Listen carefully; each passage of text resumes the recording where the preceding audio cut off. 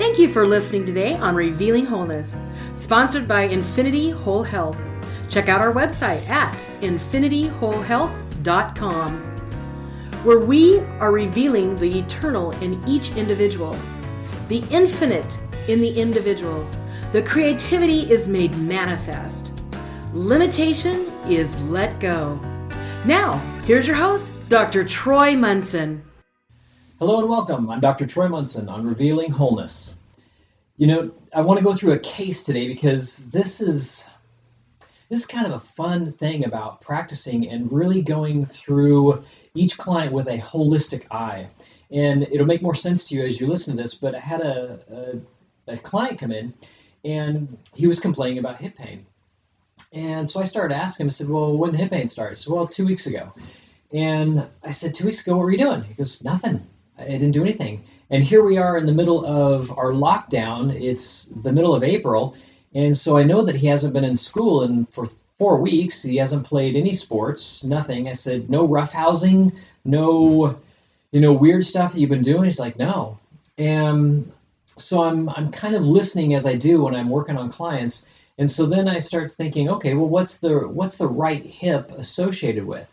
Commonly, it's liver. And so I said, your hip pain could be associated to liver issues. Now, at 12 years of age, am I expecting liver issues on him? No. If I did blood work, would I see liver enzymes elevated or decreased, that there's stagnation in the liver? Well, probably not. Would I see a tremendous amount of inflammation in his blood? No, I probably wouldn't. So why is this 12-year-old having right hip pain?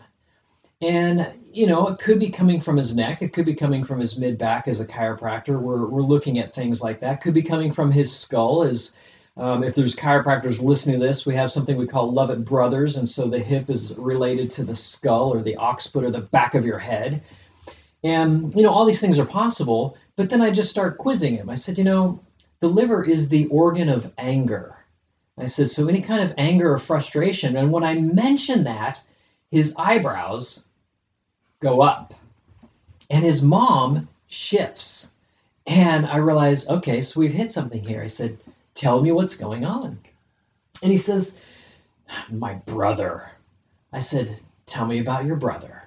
And he's always at him and needling him and all these things and just mean to him and doing stuff to him. And this kid is fairly athletic. He's, I think, quite gifted. And he's very laid back, seems like an easygoing person. I'm like, wow, to have this kind of attack. And so I said, here's the issue. I said, your brother, we have to look at this through his eyes, because then I told this 12-year-old, I said, what if you came to me and said to me, I think you're ugly and I hate you. And I have a choice at that point to do something. I can either agree with him and take offense and be angry and now project my anger back at him. Or maybe the next person I meet, I can project my anger onto them.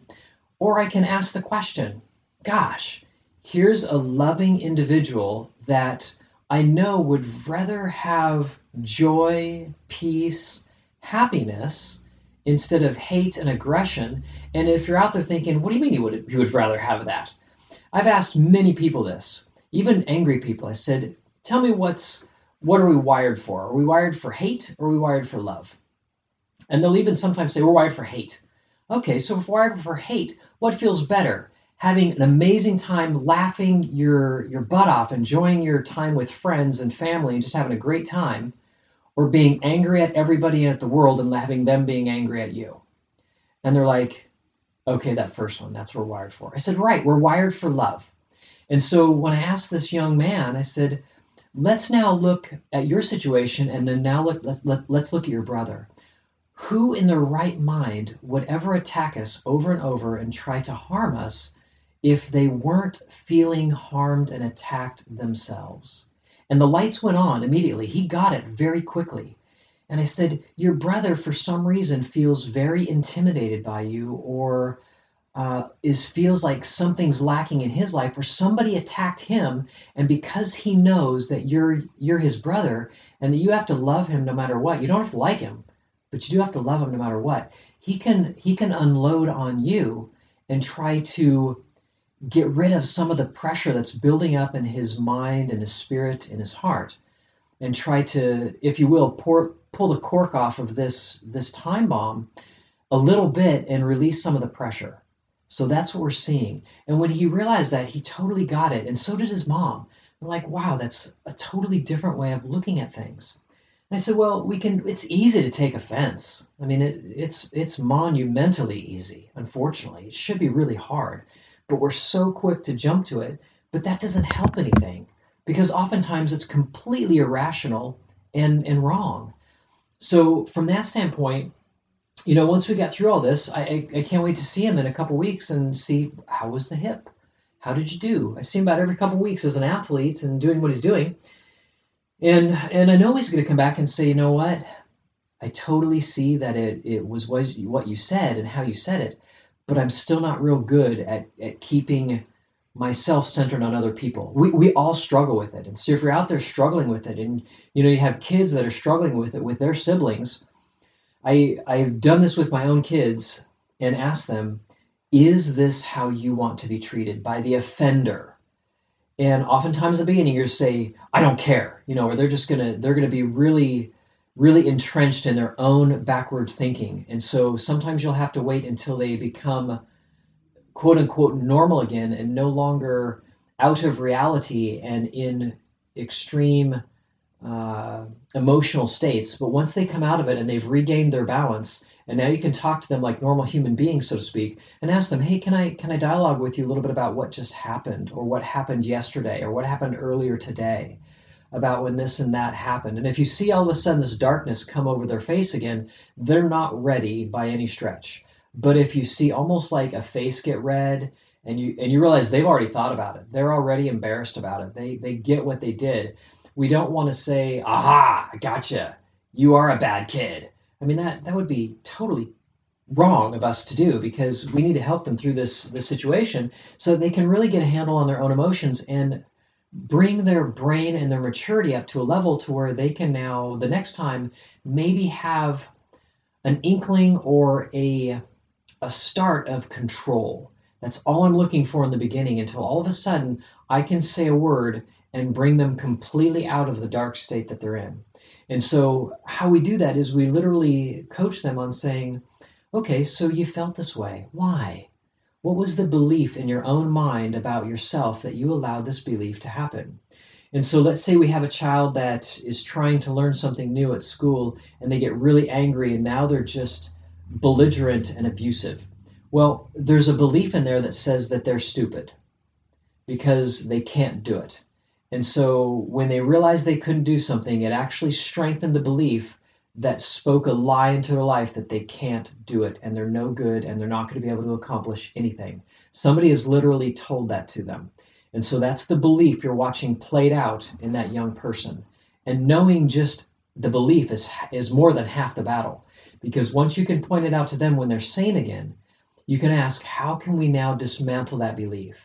Because there are ways in all of our lives that we maybe are things that we cannot do very well, but there are other things that we do quite well. Okay, so reading and spelling is not one of my personal strengths, and math is one of my personal strengths. And speaking is kind of a gifting to me because I really enjoy speaking. Where other people, for them to do a podcast and speak in front of people, it would literally kill them. But we could still say, well, what are you good at? Maybe they love to read and they've got a great imagination and they love pouring out on people that love to read too. And maybe they're great at reading out loud. Well, we all have these wonderful strengths, and our goal is not to have strengths in everything. Our goal is to see our strengths and really capitalize on them, because that's why we're here. We're here to deliver what we're good at to the rest of humanity, and that's our gifting. And we don't want to be good at everything, because that means everybody else then is really not needed anymore. And that's not true, because we all are. We're all part of this whole. So I hope that kind of brings a full circle around to somebody that's in pain due to an emotional issue, and then being able to track it and now being able to change our emotional response, which is what we want to be able to do, and then move forward with our life and have a more pleasant, more peaceful, more at ease life that brings more light, more love, more joy in, rather than resisting that.